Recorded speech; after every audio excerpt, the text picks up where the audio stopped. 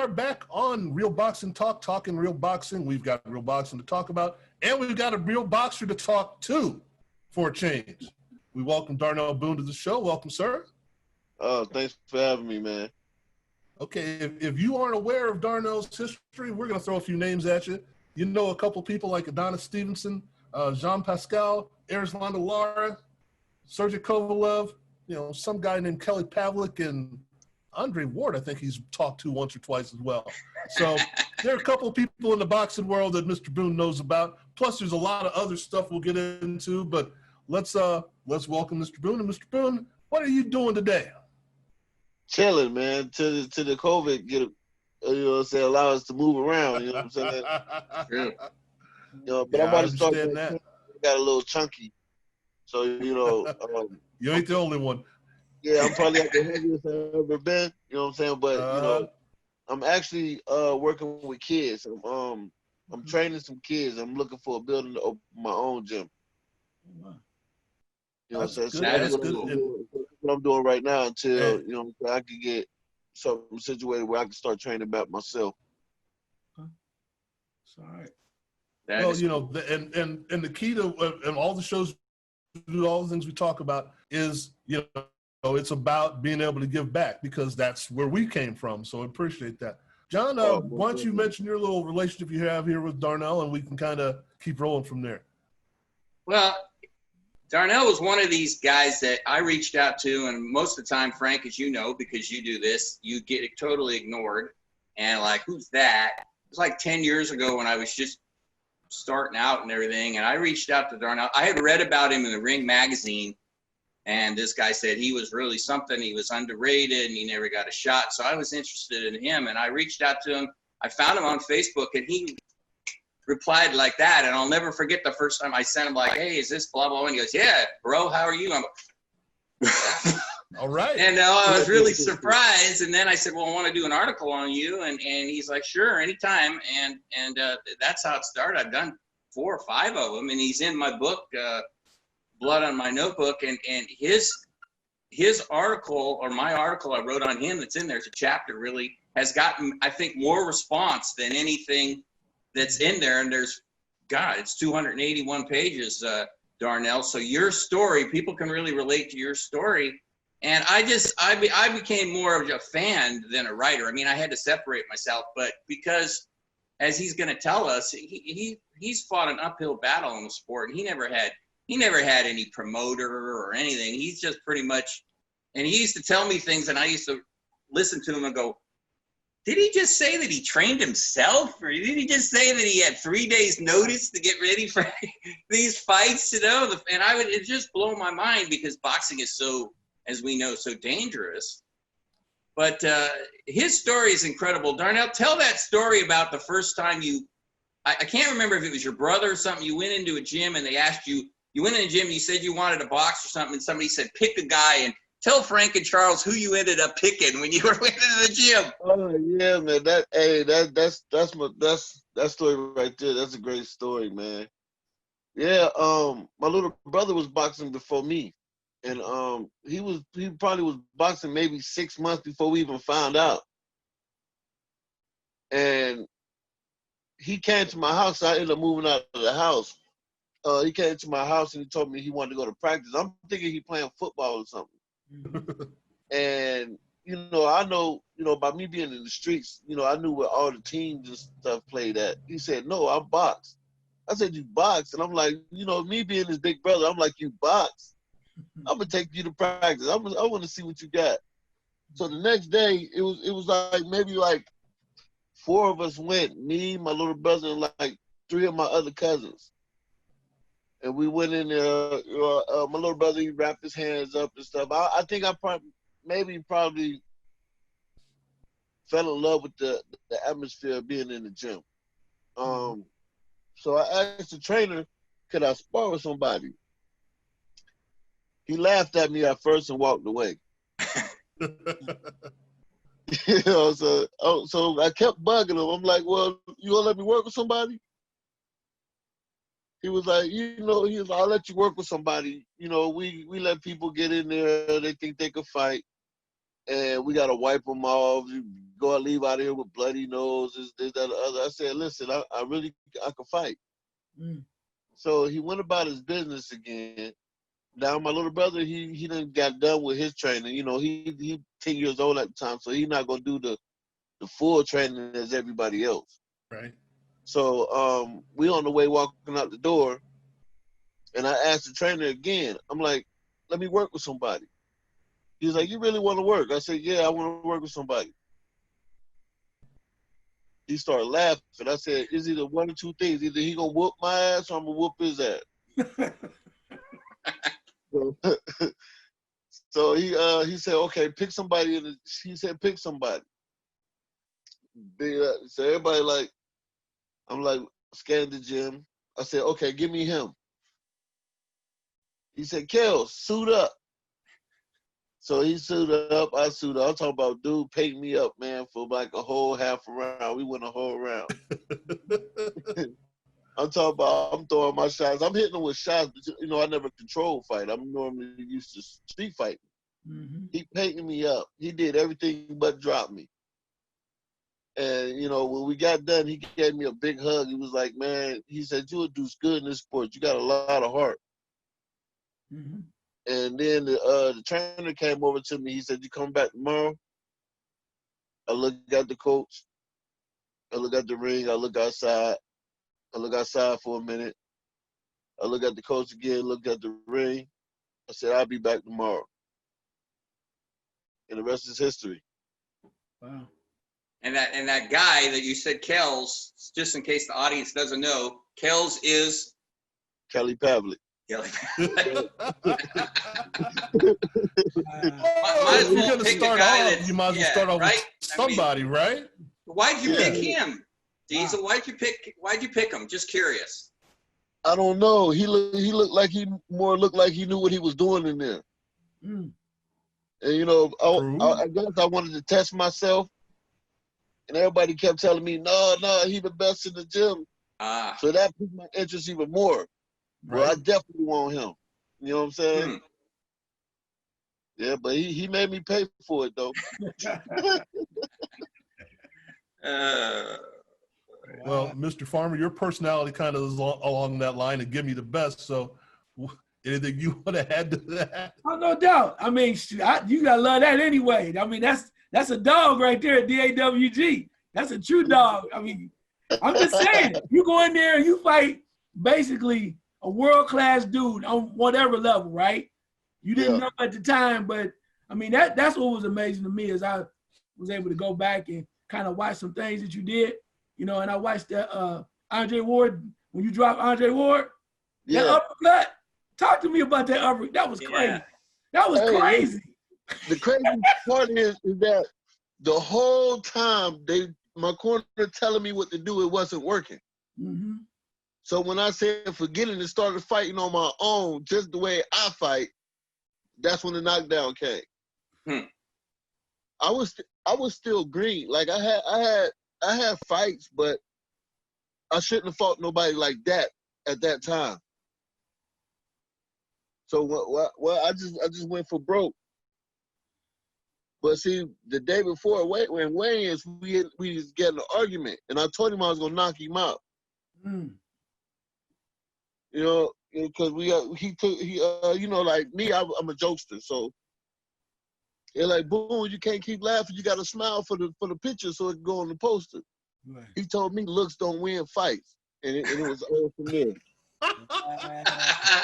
Sounds like Andre. Yeah, man. So you know what I'm saying? If I pull back the hook, I hit him with the overhand, Right. and then the uppercut. I should have let the hook go. If I'd let that hook go, it might have been curtains for him right now. Yeah. But I pulled it. I pulled the hook. I'm like, every time I go watch that fight, I'll be like, oh, you should have let that hook go. You know what I mean? But you know, I had a great career, man. You know, I really never really gave myself like the chance of where like I want to be a boxer. You know, I had ended up getting a job with my cousin, which I was making great money for a 23-year-old. you know, and I actually just wanted to do something else to occupy the rest of that time because I was in the streets real heavy. Mm-hmm. So basically, I made it this far just playing around and having fun. Well, You know, you mentioned, you know, you didn't have a trainer. You just went to the gym and worked.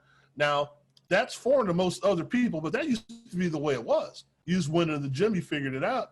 What did you figure out that you think you figured out that another, like a professional trainer, wouldn't have given you or changed your style?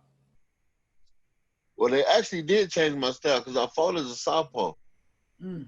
And they said my right hand was my power, so they switched me. Hmm. And at first, you know, I was actually fighting ambidextrous, but then I became comfortable with fighting just with my right hand. You know what I'm saying? Being my power hand. Right. And what I figured out, man, was like, as long as you go in there and your heart is on your sleeves, and you like forget everything else, most times you'll win because that guy that's across the ring from you don't got the heart you got. They just got great promoters and trainers and good managers. Mm-hmm. They don't necessarily got the fight that's in you. Mm-hmm. Yeah. And that's what sailed me through my career is actually having heart. Yeah. Now, when you see some of these guys that you fought that are out there in the spotlight, and you go, I was in the ring, because we all say that. I could have fought him. I could have fought him, but you did. Now, when you see them out there, like, yeah, I took care of business with that guy. Right.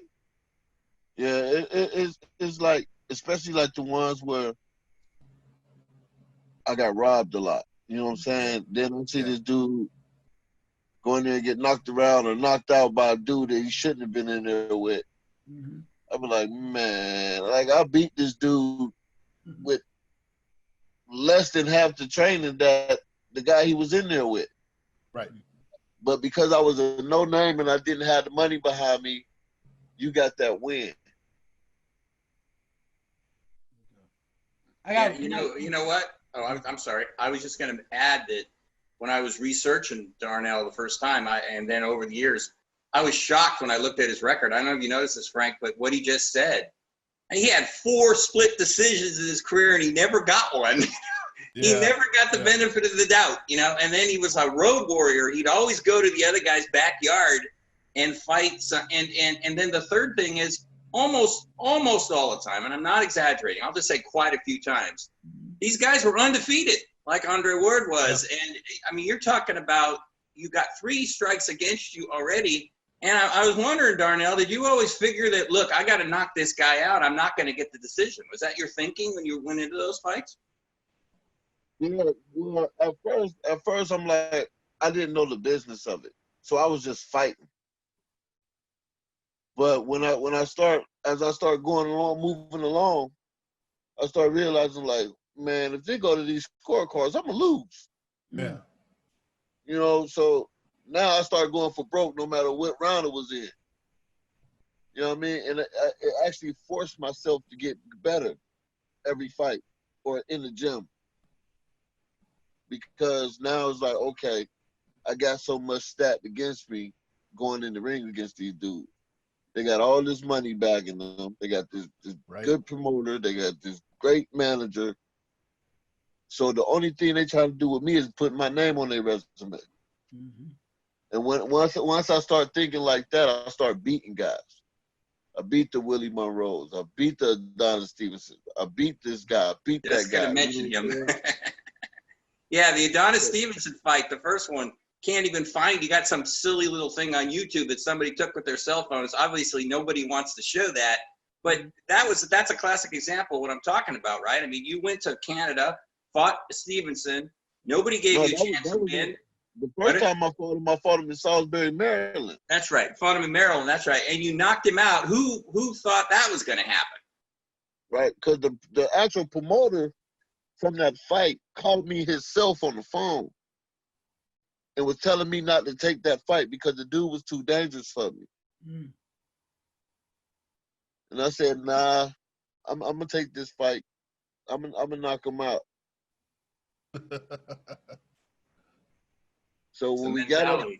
there, we got the Maryland, we did weigh-ins and everything. A guy named David McNeil, which is a great friend of mine, older guy.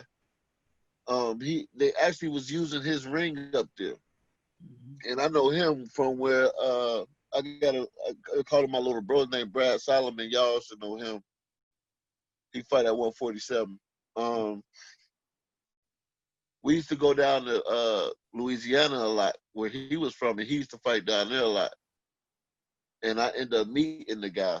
So they was using his ring up in Maryland, and he was asking me after weigh-in, we all at the dinner table. He like, well, Boone, you got this strong guy in front of you. What you gonna do? I said, well, I'm gonna knock him out. He gotta go. Because he was actually picking with me and antagonizing me the whole time, like at weigh-ins. Then we would stand in the same hotel room. He walking in, saying little stuff, walking out laughing. And then he told me, I think my last straw was he was like, he was walking out the door with him and probably two of his homeboys. And he was like, are you gonna need some good luck for tomorrow? Okay. You know what I'm saying? So, okay. So next day come, you know what I'm saying, the fight kicking off. And he knocked me down. I didn't even have a corner. I took one of my good friends and I found a cut man that was That's there. the story, yeah. Oh my God, are you serious? That's the story. Yeah, that was the one I was going to get to. That's On the crazy. same wavelength. Yeah, good friends in the corner. Yeah, That's crazy. it is crazy. Right out of a movie. Yeah, I didn't even have a corner, man. I took one of my good friends and I found a cut man. And the cut man didn't even charge me. And you know, we going throughout the first round, he ended up knocking me down. And I'm like, oh man, he done knocked me down. My homeboy like, look, bro, he pushed you. I said, yeah, right, man. He ain't pushed me. He punched me dead in the middle of the forehead. Knocked me down. So while they say seconds out. But before all that even happened, when I told my homeboy, like, hey, you gonna work my corner up here? He's like, man, what am I supposed to tell you? Wow. I said, just give me some water. I'm gonna knock this dude out. So going into the second round, man, you say seconds out. I look back at my homeboy. He like, bro, it never happened. And as soon as we came out, we danced around a little bit, and then boom, boom, bam, out. Damn. Wow. Yep. Yeah. And then after the fight was over, I told him, I said, bro, why you lied to me? He said, bro, you was so stuck on being knocked down, you wouldn't have did what you did. Right. I said, yeah, that's true. Easy. On the Christmas. That's crazy, man. Yeah. That is crazy. No corner. And you knocked out supposedly one of the best in that division with no corner. No true corner. No corner. And I trained myself for 2 weeks. There it is. 2 weeks. 2 weeks. I was going to ask that question. How much notice did you have before when you got the call? 2 weeks. Yeah. Be ready. Yeah, I trained myself for 2 weeks. But the good thing is that I was a gym rat. So I stayed in the gym. Wow. You know what I mean? So that kind of well, I always stayed in like a little bit of shape. Okay. You know what I mean? It kind of just was like taking fights as they came, because as I started becoming more dangerous and more dangerous, the fights spread it out more. Right. You know what I mean? They never got a full Darnell Boone. Mm-hmm. I was always maybe like 50% going in. Mm. Yeah, and you could have got the decision against Kovalev, right? I mean, you that's one of those split decisions was against Kovalev, I believe, if I remember correctly. And that fight, Yeah, you had him hurt, right? I was beating him to the punch. Yeah. Like the whole fight. I mean, he was getting his stuff off. and doing his thing. He won his rounds. I won my round. But I knocked him down 3 times, maybe 4. Wow. Yeah. And they only counted 1. And like right, like that fight right there is what got him signed the main event. Mm. So they figured that he would be something. You know what I'm saying? So no matter what I did, they probably were gonna try to stiff me anyway. Right. That was their boy going into it. Yeah. Righteous. Yeah. Wow. Crazy. Let me ask you this though, because you just mentioned that. I mean, you've done a hell of a lot, and a lot of it you trained yourself, which is impressive to me because we watch boxing all the time, and when I saw them names, and then I was like, all right. Then I went back and watched the fights. I was like, this dude can fight. I was like, he really can fight. I was like, he's the real deal. All that. But my question is, we in life we don't get do-overs, right? We know that. But my question is, if you had the opportunity, somebody said, we got this guy, Darnell Boone, you get to go back and see a younger version of yourself. You don't have to train him, but you get to advise him. What would you tell that young man what he should do in order to be successful in pro boxing? Listen, I'd be like, listen, man, there's gonna be a lot of people that's gonna come in your face. They're gonna sell you dreams. They're gonna promise you stuff. They're gonna make it sound real sweet. So what you gotta do is you gotta take it upon yourself, man, and just train hard. The hardest you ever could train. So when you know that for fact when you go out there, you ain't gonna fall short nowhere. And you can perform to your utmost. Now That's you what carry that through now, like you said. Now we've got the acting and the rapping and trying to get the gym together. Does that mentality carry through to what you're doing now? Yeah, I carry it in everything. Cause it's sharks in every genre. You know what I'm saying? Right. And you gotta be able to detect them in any situation. You know what I mean? Because of course, things are gonna look sweet, especially when you're going through your transition. Mm-hmm. And it's best to just go through your transition because everything that looks sweet ain't sweet. Mm-hmm. So it's best to just, you know what I'm saying, go through your troubles, your trials and tribulations, become the best that you can be, man, and keep moving. Wow, that's amazing. Yeah. Can I ask one other question real quick? This is for the fans, for myself too, because somebody that's never really been in the ring, in a professional ring, right? We as armchair critics or coaches, we always think we know how boxers, what they should do, right?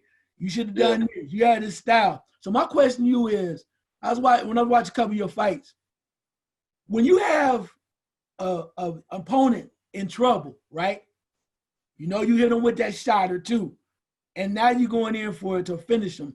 What's that mindset? What's that feeling like for you when you know you had a guy right there and you're like, all right, I'm about to do this to him or whatever. What was that like for you?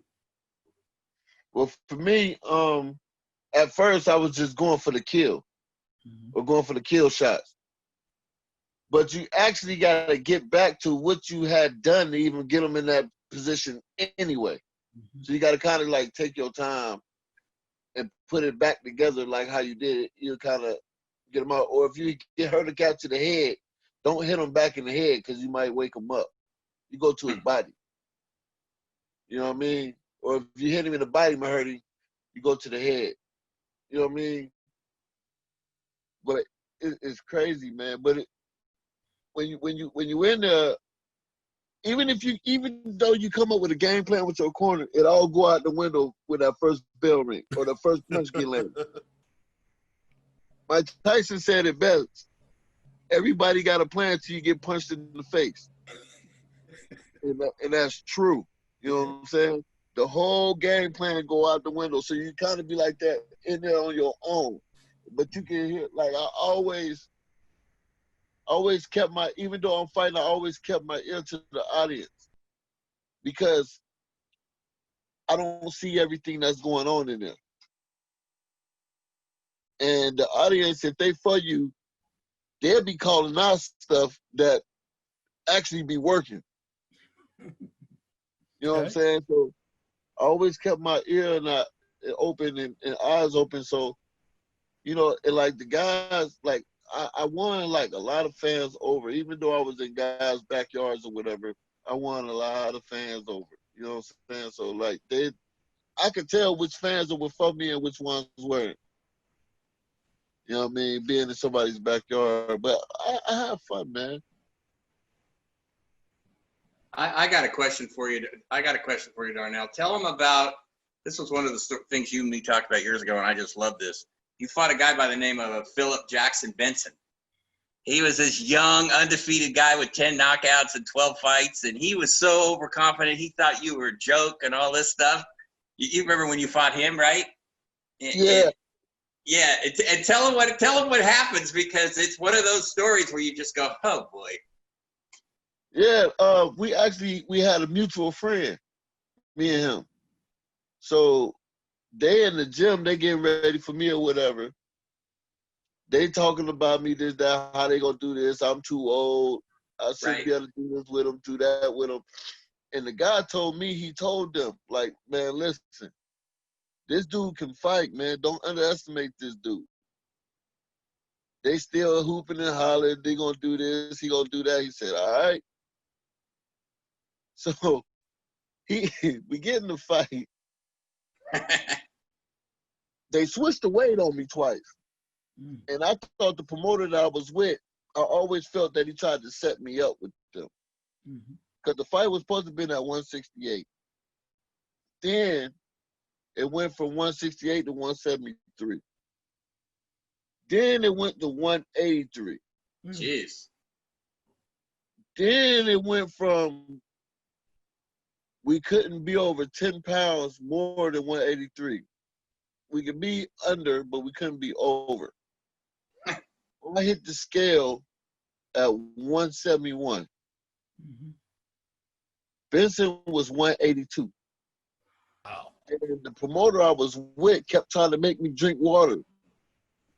And I'm like, nah, man, I ain't drinking none of that. I'm gonna stay as light as I could be. So we weighed in the night of weigh-ins, and then we had to weigh in the next morning, the morning of the fight, to make sure neither one of us was overweight. He still was overweight. I think he was like 184. Damn. Yeah, and so we get in the fight, we hooking it up. I'm talking about he banging me up. He was super strong. Yeah. You know what I'm saying? He banging me up. Then he going into, what was the 5th round? I stopped him in the 6th. Yeah. Or the 6th or the 5th. Stopped him in the 6th, yeah. Okay, so I stopped him in the 6th. So we in the 5th round. I'm talking about he beating me up. He actually knocked me out on my feet. Whoa. He hit me with I felt every punch too. It was like he hit me with 8 shots. Oof. I'm dizzy than a fool. I'm going to the corner when the bell rings. The referee comes to the corner like, boom, I'm gonna give you 30 seconds when you come back out. You gotta show me something or I'm gonna stop it. I said, ref, please don't stop it. He said, okay, I'm gonna give you a chance. I came out, same thing as the other. Boom, boom, bam, gone. I said, oh man, the referee came back to my corner to himself and said, I'm glad I did not stop that fight. Really? Wow. But I definitely was out on my feet. Wow.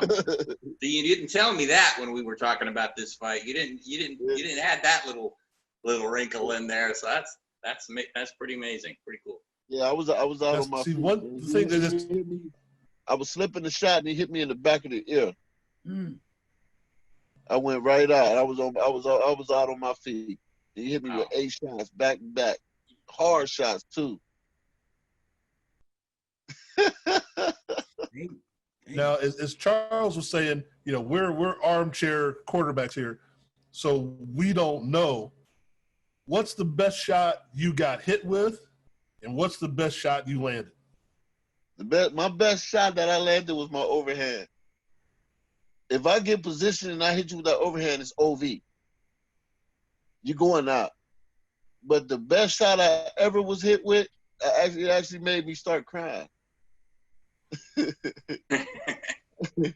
I got hit with an uppercut, man, by myself.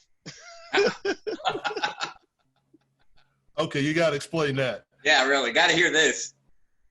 I had him in the corner. I had my head in his chest, and I'm throwing body shots. I went to throw. I'm talking about put everything in his uppercut because his chin was just right there, and I hit myself with it.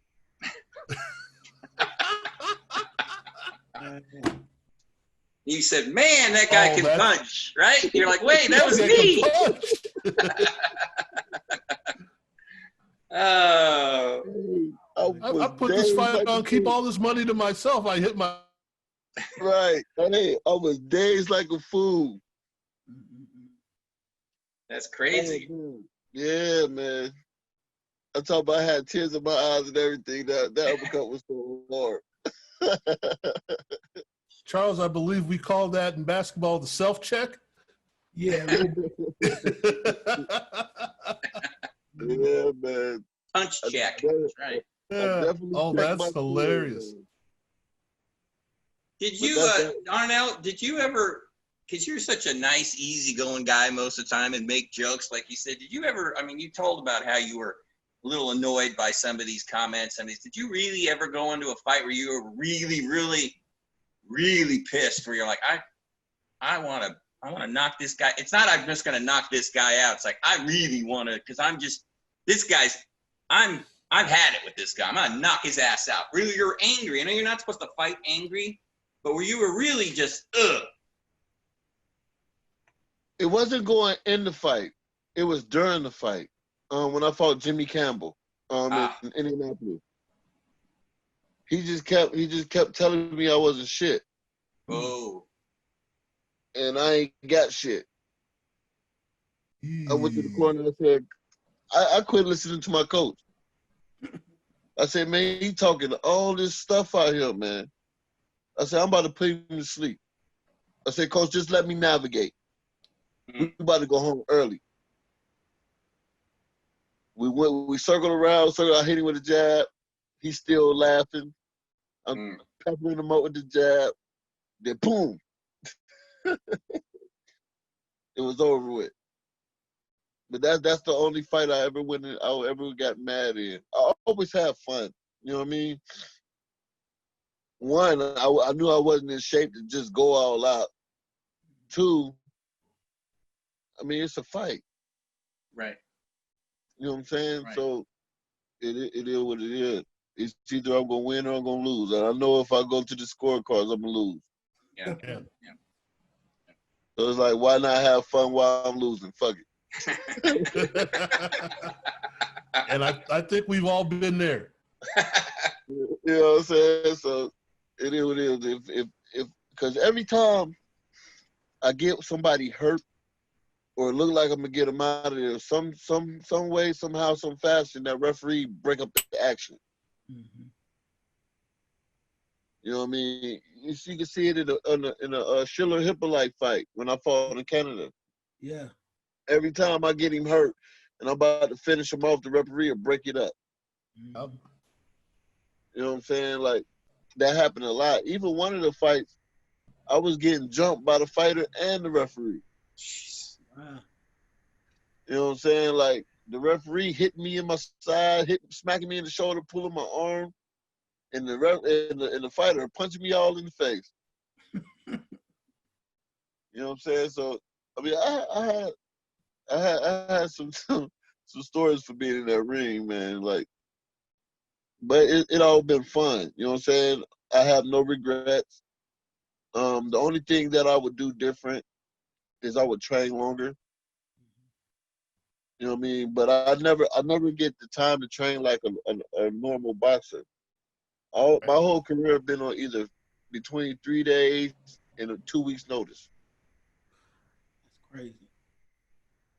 You know what? You know what? I was just thinking, you've got a son that you had on Facebook last week that's actually a very funny little boy and everything, and he's cute and everything. And I was just wondering, if he comes to you 10 years, oh, less than 10 years, 6, 7 years, goes, hey, Dad, I want a box. What are you going to say? Let's go. All right. Like, I want to train you. Right. I knew you were going to say that. You know what I'm saying? And like a lot of times, the father-son relationship don't work. Right. You know, because it's more of a chastise than actually showing them. But with me having the career I had, and me fighting the guys that I have, I got a lot of insight. Yeah. You know, and even like when I go to like gyms, no matter what state, what city I go to, the trainer there always let me talk to the fighters. You know, listen to him. He know what he's talking about. Just listen.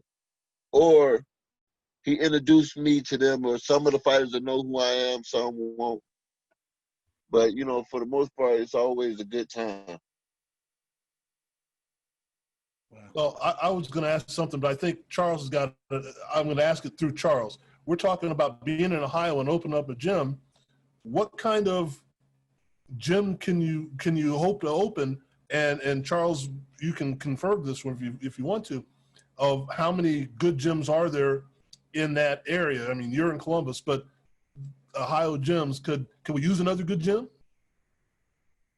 Well, here, yeah, Youngstown, we can use another one. One gym has been open for like 30-something, 40-something years, and it's still open. Harry Royal and all of them used to train at it.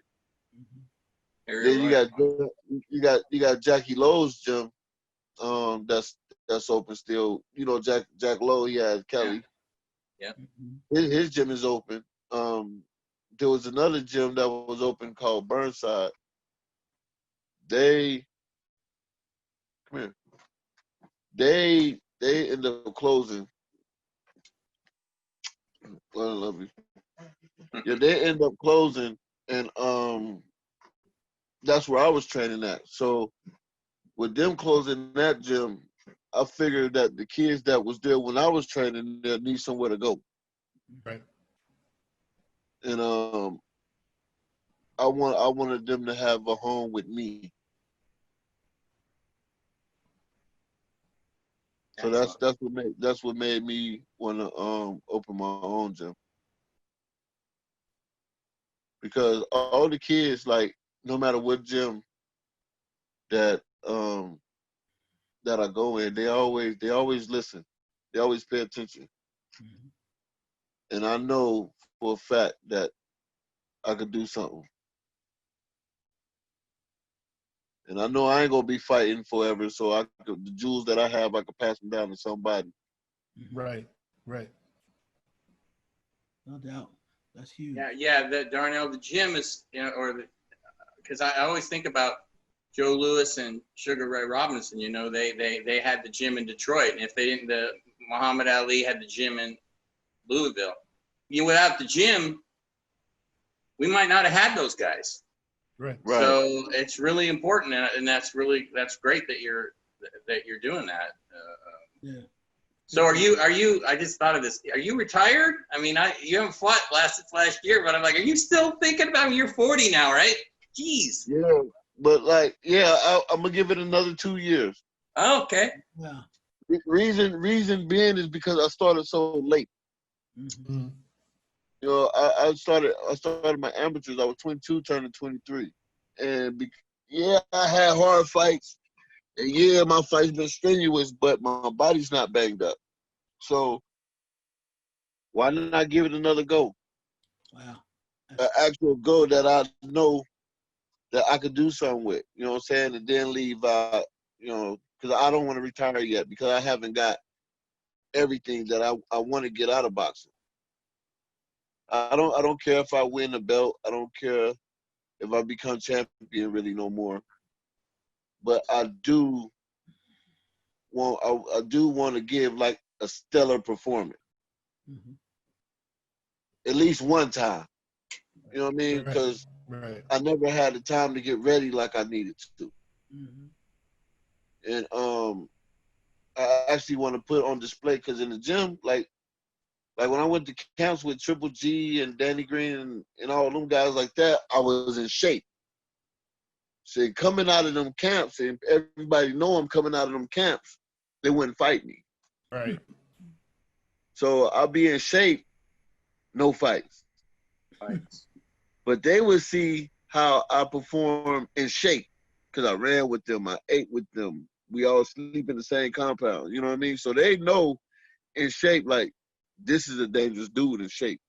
You know what I mean? So I want to let the world see that Darnell Boone at least once or twice. That guy, yeah. Please if you do that, when you do that, please let us know where you fighting. Because I'm telling you, if you anywhere in Ohio, even if you're in Vegas, I will come see you fight. Oh, most definitely. I will come see you fight. We'll all come.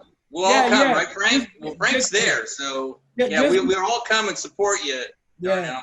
All of us. Oh, most definitely, man. It'll be good to see all y'all guys in one spot, man. Yeah, man. We can link up. You know what I mean? Yep. Like I always say, man, it's always, well, with me, I don't know how every other boxer feel about it, but it's all about the fans. Yep. You know what I'm saying? Because without y'all spending y'all hard-earned money, or just watching TV, and we on there, none of us would be nowhere where we are without y'all. Right. You know what I'm saying? So I always dedicate every fight to the fans. Well, I know we told you it was going to be half an hour, and we've gone just a little bit past Couldn't help it. that. Yeah. Interesting stuff. But this has been great. I really appreciate it. Really appreciate you being on. Yeah, we appreciate no you, man. Like I thank y'all for having me, man. Like, anytime y'all need an interview, anytime, just let me know. I got you. He always does. Frank, I told you, how long I've been telling you that we have Diesel on, it's going to be great, and the man delivered. And it was. Yep. Hey, Darnell, I got one thing for you, man. Now, I liked you early on, right, when I heard about you. But you know I got much love because you're a real Ohio player, baby. You know I already know. Yes, sir. Yes, sir. You already know. Yes, sir. Always 10 to the bone gristle, you know what I mean? Yes, sir. Yes, sir. You know, you people below south of I-70 don't know what's going on. Yes, sir. You know. Look, he already